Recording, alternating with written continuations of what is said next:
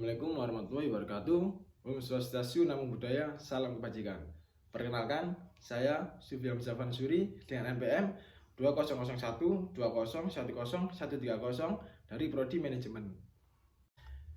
Nah, baik, di sini saya akan menjelaskan tentang sebuah materi dengan judul pengembangan produk dan layanan serta organisasi.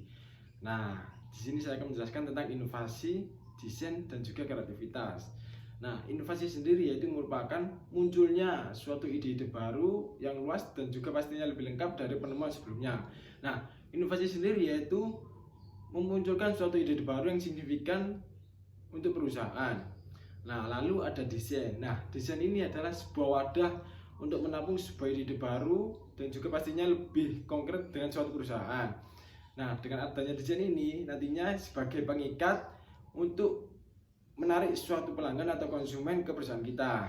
Nah, lalu ada juga kreativitas. Nah, kreativitas ini adalah sebuah kemampuan untuk menampung ide-ide baru dan juga desain yang nantinya akan dituangkan dan dikembangkan di suatu perusahaan untuk mengikat atau menarik suatu masyarakat atau pelanggan ke perusahaan kita. Nah, materi selanjutnya yaitu pentingnya strategis pengembangan produk dan layanan. Hampir semua bisnis, baik kecil maupun besar, maka selalu ada hubungannya dengan produksi, pengembangan, dan juga penjualan produk.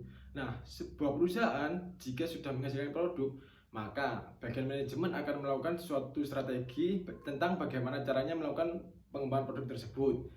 Nah, dengan tujuan pengembangan produk tersebut ini yaitu memberikan nilai yang maksimal kepada para pelanggan dan juga konsumen. Bukan hanya itu, tujuan yang lain yaitu memenangkan suatu persaingan dalam perusahaan dengan cara memilih produk yang inovatif dan juga kreatif.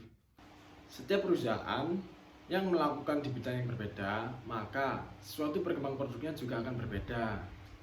Beberapa anggota ada yang melakukan sebuah inovasi, sedangkan anggota yang lain tetap fokus pada perkembangan produk saat ini. Jika sebuah perusahaan akan merilis produk baru di pasaran, maka ada beberapa strategi perkembangan produk. Nah, yang pertama yaitu ada meningkatkan produk yang sudah ada. Strategi ini dilakukan dengan cara membuat produk baru tetapi menggunakan produk yang sudah ada sebelumnya. Kemudian dimodifikasi dan disesuaikan dengan produk pasar saat ini. Selain itu, perusahaan perlu memotivasi target pasar untuk membeli produk yang sudah ditingkatkan oleh suatu perusahaan. Yang kedua ada meningkatkan nilai produk. Perusahaan perlu meningkatkan lagi suatu produknya dengan cara menawarkan fitur premium dan juga meningkatkan kualitas produknya. Dengan adanya nilai tambahan yang disajikan perusahaan, maka akan mendapatkan konsumen baru. Kemudian untuk pelanggan yang sudah ada, maka pelanggan tersebut akan mendapat sensasi baru dari produk tersebut. Yang ketiga, ada percobaan. Nah, sebuah perusahaan menawarkan produk secara gratis kepada pelanggannya, yang dimana para pelanggan ini bisa tahu apa sih manfaat jika membeli barang tersebut. Nah, para pelanggan juga nantinya bisa memeriksa kualitas barang produknya. Nah, dari situ para pelanggan nanti yakin atau tidak membeli barang premium versi dari perusahaan. Dan tujuan lain dari sebuah perusahaan memberikan produk gratis ini adalah yaitu apa saja sih yang didapatkan oleh para pelanggan ini jika membeli barang versi premium dari perusahaan. 4. Target pasar baru. Sebuah perusahaan bisa menjual produknya di pasar yang berbeda. Nah, itu merupakan salah satu bagian strategi dalam pengembangan produk yang dimana sebuah perusahaan bisa menjual produk di pasar yang berbeda. Bahkan, sebuah perusahaan bisa mengubah target pasarnya sendiri. Nah, baik, di sini saya akan menjelaskan sedikit tentang studi kasus pada perusahaan Starbucks dengan materi yang sudah saya sampaikan di depan tadi, yaitu pengembangan produk dan layanan. Nah, saya akan mengangkat 3 kasus pada perusahaan Starbucks, yaitu yang pertama ada kualitas produknya, yang dimana perusahaan Starbucks ini selalu mencari biji-biji kopi terbaik yang ada di seluruh dunia guna untuk dinikmati oleh para pelanggannya, dan juga pastinya itu sebagai tujuan utama dari perusahaan Starbucks, yaitu dengan memberikan kepuasan kepada para pelanggannya. Yaitu yang kedua ada kenyamanannya. Pastinya perusahaan Starbucks ini selalu memberikan kenyamanan untuk para pelanggannya. Nah, saya mengambil contoh dari Starbucks yang ada di Tokyo. Starbucks yang ada di toko ini ada 4 lantai. Yang ada di lantai pertama ini digunakan untuk orang-orang yang terburu-buru, yang dimana untuk menikmati kopi-kopinya saja. Nah, kemudian yang di lantai 2 itu ada untuk makanan-makanan berat, bahkan makanan-makanan pun ada di sana. Nah, ini guna cocok untuk mengajak keluarga untuk makan sambil menikmati kopi yang ada di Starbucks.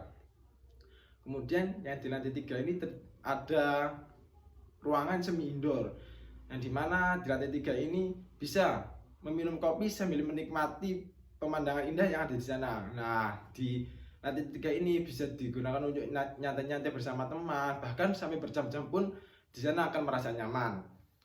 Yang terakhir yaitu yang ada di lantai 4, yaitu ada seperti bar yang menyediakan seperti minuman koktail, bahkan minuman-minuman keras pun ada di sana. Nah, dari 4 lantai ini pastinya sudah nyaman dong, ataupun sangat istimewa lah Starbucks yang ada di toko ini. Kemudian yang ketiga ada hubungan antara para karyawan dan juga para pelanggan. Nah, para karyawan ini sangat ramah dan juga sangat sopan kepada para pelanggannya, yang dimana semua para pelanggan selalu diajak ngobrol, selalu diajak bercanda. Nah, dengan adanya itu menjadi kenyamanan dan kepuasan para pelanggan untuk datang ke Starbucks tersebut. Pastinya sambil menjalin hubungan yang lebih dalam antara karyawan dan juga para pelanggannya. Nah, dari 3 kasus yang saya angkat ini itu bisa menjadi kepuasan dan juga kenyamanan para pelanggan untuk selalu datang ke Starbucks ini guna untuk menikmati kopi-kopi yang terbaik di seluruh dunia. Nah, baik